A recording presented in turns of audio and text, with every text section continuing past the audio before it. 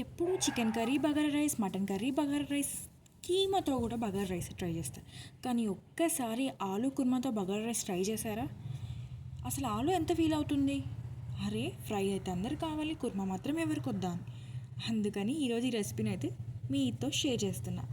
Try చేసి ఎలా వచ్చిందో కామెంట్ బాక్స్లో చెప్పు. కర్రీకి సరిపడా ఆయిల్ పోసుకొని మిక్సీ పట్టుకున్న ఆనియన్స్ వేసి కొంచెం సేపు ఫ్రై చేసిన తర్వాత అల్లం వెల్లి పేస్ట్ వేసి తర్వాత పసుపు వేసుకొని ఇంకొంచెం సేపు ఫ్రై చేశాక మిక్సీ పట్టుకున్న టమాటో పేస్ట్ అయితే వేయాలి.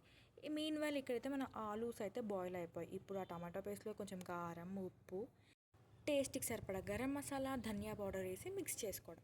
ఆ తర్వాత నేనైతే కుక్కర్లో బాయిల్ చేసుకున్నాను. ఇంకా ఉడకబెట్టిన ఆలూనైతే మనం పొట్టు అయితే తీయాలన్నమాట. దాని తోలు ఉంటుంది కదా, తీసేసి మనం ఇక్కడ కర్రీ ప్రిపేర్ చేసుకునే దగ్గర అయితే వేసుకోవాలి. నేనైతే కొన్ని వాటర్ వేసుకున్నాను, ఎందుకంటే మా ఇంట్లో గ్రేవీగా ఉంటేనే తింటారు. బట్ మీరు వాటర్ వేసుకోకపోయినా నో ప్రాబ్లం అనమాట. ఇంక ఇలా వాటర్ అయితే మనకి మసులు ఉండాలన్నమాట. ఆయిల్ అంతా పైకి తేలుతున్నప్పుడు ఇంకా మనం బాయిల్ చేసుకున్న ఆలును అయితే వేసుకోవడమే. చూస్తున్నారు కదా, అసలు కాలుతుందనమాట చేతులు. పాప మా మమ్మీ అలా అయినా వలిచేశారు. ఇలా మసులుతున్నప్పుడు మనం ఉడకబెట్టుకున్న బంగాళదుంపలను వేసుకోవాలి. నేనైతే కొంచెం కొత్తిమీర వేసుకుంటున్నాను, మీ ఇష్టం. అది వేసుకుంటే వేసుకోవచ్చు, లేదంటే లేదు. కొత్తిమీర ప్లేస్లో కసూరి మెత్తి కూడా వేసుకోవచ్చు. ఇంకా అంతే అండి. కొంచెం ఉడికి దగ్గరకు అవుతున్నప్పుడు స్టవ్ ఆఫ్ చేసుకోవడం. ఇంత సింపుల్గా ఉంది, ఇంకెందుకు ట్రై చేయకుండా ఆలోచిస్తున్నారు? ట్రై చేయొచ్చు కదా.